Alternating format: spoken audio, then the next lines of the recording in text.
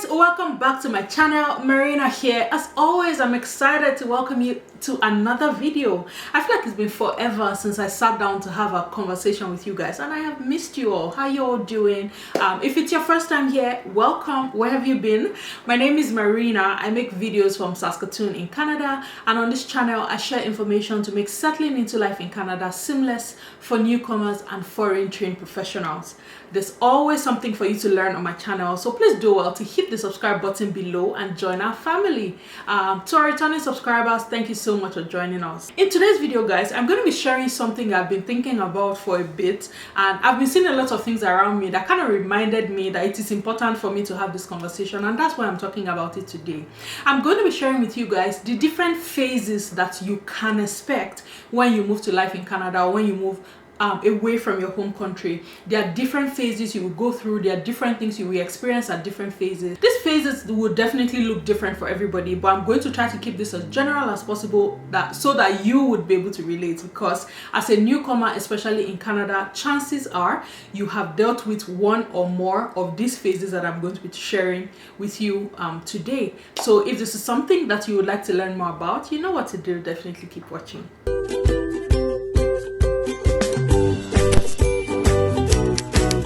I've been following a number of content creators who have recently landed in Canada, and they've been sharing their stories from the journeys to the move to settling into life here. And one thing I notice happens a lot is that we can quickly, if you follow the videos and you watch the videos and you pay attention, you would see that some of these videos start with a lot of excitement, and as we keep watching them, it seems like the excitement dies down.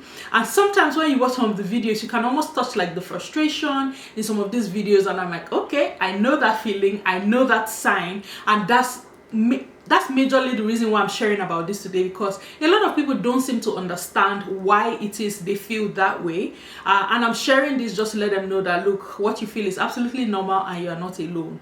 I'm going to be using Canada as my base reference as usual, and I'm going to be sharing this from the perspective of somebody who migrated here by choice as a permanent resident. So this may not apply to the people who come in here as protected people because of war situations or because of natural disasters. You may be able to relate, but my base reference will be to people who applied to come here and landed here as permanent residents. Okay, so the first phase that every newcomer can expect to experience when you land in a country like Canada is the excitement phase. It's like the honeymoon phase. You're this newlywed, you're very excited, you can't get enough of each other as newlyweds. Everything the person does is perfect, everything you do is okay. In that honeymoon phase, everything is exciting. And that's the same thing that happens here. When you just move to Canada, you feel like a tourist. For like the first few weeks, it feels like you're a tourist, you're excited, you're living in this new place, things are different. It's just a lot of excitement. You're setting up your new house, it can be very exciting, you're optimistic, you're like a tourist just exploring things. That phase is like typical, and that phase almost always happens immediately after you land. It's excitement all the way. This phase is very, very short-lived. For some people, they're able to stretch it into weeks, but in some cases the excitement phase is very, very quickly replaced by something I will call the frustration phase. It's almost like at that point reality hits. The excitement is over, party is over, the excitement has died down, and then reality hits you that, okay, you're not a tourist, this is home now. You're going to now be faced with the reality of, okay, what does new life in this place actually entail? It is in this phase that some people now realize that they're going to have a hard time finding a job. You're going to spend all your proof of funds, all the money you brought. You're just going to see your savings going down, down, down, and there's no source of income. So that's going to breed some anxiety and frustration there. For some people, that's when you realize that the licensing process to get back into your profession is going to take you longer than normal, or you're going to need additional education before you're able to find a job, or you can't find childcare for your children because it's too expensive, or you cannot find, your children are not adjusting well in school. All of these things can come together to aggravate the frustration that newcomers feel in this phase. This phase is very critical, and I'll tell you why. Because for some people, the frustration phase can be 2 months, can be 1 year, it can be two years. For some people, it can be 5 to 10 years. You have to be very, very careful about how you approach this phase, because it has the potential to just determine what your life is going to look like from this point onward in a country like Canada. This phase you may be one of those people who were lucky to find a job immediately, you found childcare, you found everything that you needed, and it just seems like you're on the roll. The frustration phase can also come with feelings of loneliness. It can come with the feelings of isolation, and you feel like, how did I walk away from a support system that I know to this place where it's taking me so long to make friends? For some people, that's the reason why they get frustrated. But this phase, we all experience it. And that's what I want all of us to take from this. You're not alone. The frustration phase is I hate to say it's normal. I hate to call it normal, but it's an expected phase that people will face in Canada. It is in this phase you begin to realize that, okay, this country that looked like it was perfect from a distance has a lot of flaws.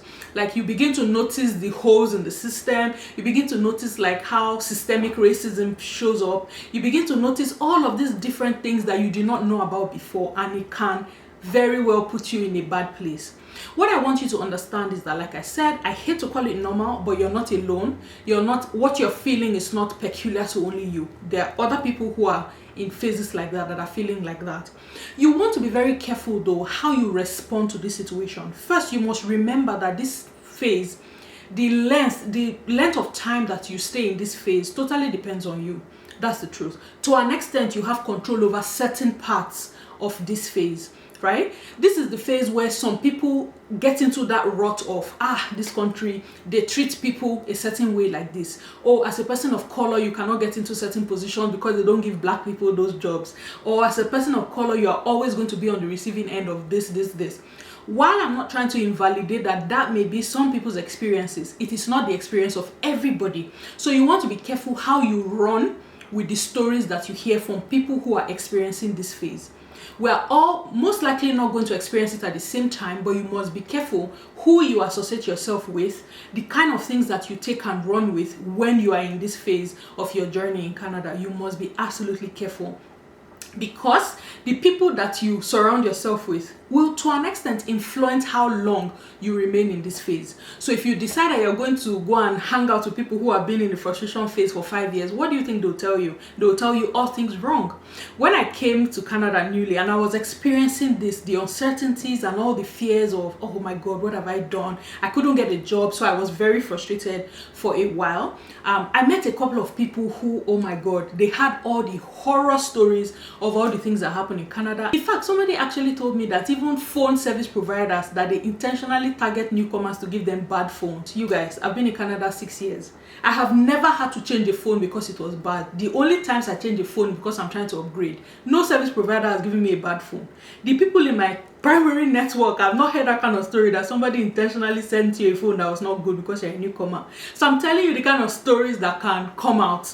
The kind of stories that you can hear from people who have been in their frustration phase a little too long. So you have to be careful what you surround yourself with at this time. In this frustration phase as well is where people now start to have domestic issues. You now see husband and wife quarreling over mundane things because they are taking out how they are feeling on each other.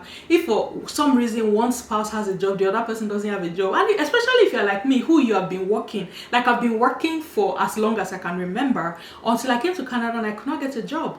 I was angry for no reason. My husband got a job 9 days later. Some days I was just angry with him for no reason.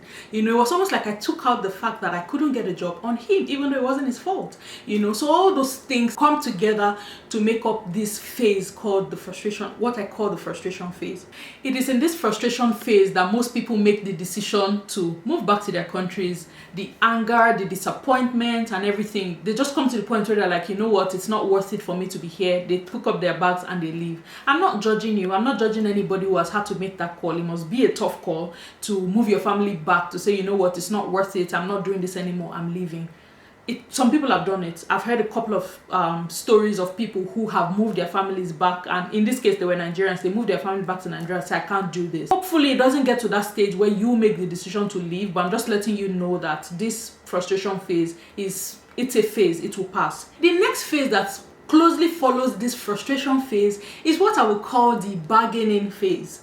This is the phase where you are now faced with reality. The next question now becomes, so this is the reality, what next?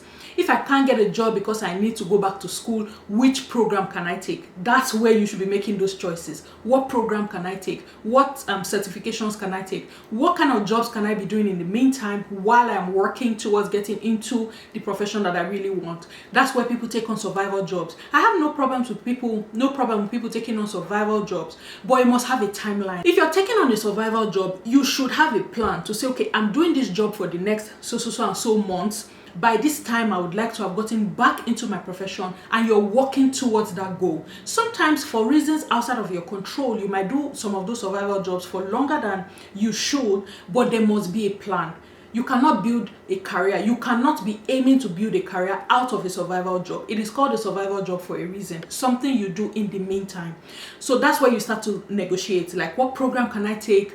Okay, what can I do for childcare? Do I have friends who have children in similar ages as me? Can we take turns to watch each other's children just to reduce the cost of childcare? That's where people want to now upskill, like check your resume to say, okay, what am I doing wrong? What do I have to switch to my resume? What do I have to add to my resume to make me more competitive in the job market? At this phase, there's trade-off going on. What can I let go of right now just to make the cost of living more bearable for me? I don't have a job, there's no income coming in. How can I substitute? What can I take off my expense list that is not an absolute necessity right now? What can I take off just to make sure that ends are meeting, right? So there's a lot of bargaining going on. There's a lot of trade-off going on in this phase. The upskilling, the building networks. This is where you want to build relationships. You're checking your network to see who can give me advice, who can I leverage on? Where do I find a mentor? If you need a mentor, if you need a career coach, this is the phase where all of that happens. And for some people, if there are domestic issues involved, if you now find that the stressors that you guys are dealing with is affecting your marriage, this is where you want to get help. You want to get help with counseling, like family therapy and things like that. You want to get help with all of this. Thankfully, organizations like the Open Door Society can point newcomers, especially those of you that have been here 1 year and under, they can point newcomers to places where you can get these resources for almost free or at a reduced cost, depending on the particular services that you need. So that's why it's important for you to leverage organizations like that. There are so many of them in Saskatoon. There's the Saskatoon Open Door Society. If you've followed this channel for a while, I've talked about them multiple times. Then there's the Saskatchewan Intercultural Association. There's International Women of Saskatoon. They have services for men as well. I'm going to leave links to all of these organizations in the description box, so that if there's anybody who needs that kind of help, you can check them out, and of course you'll be able to find at least one of these organizations has something that you need. Okay, so that's where all of those trade-offs take place in this phase that I call the bargaining phase. The next phase in all of this is the settlement and the satisfaction phase. You guys, this part is the part that now is characterized by, you have now finished the program, you have now been able to get the job that you want, you have now been able to find childcare for your children, you no longer have money struggles. Like, that's not the primary struggle that you have. I mean, everybody always wants more money, no matter how long I've been here, Sha. But what I mean is, money is now no longer a primary struggle for you. You're able to meet your basic needs because you're now getting into the job that you like, and you're aiming for career advancement and things like that.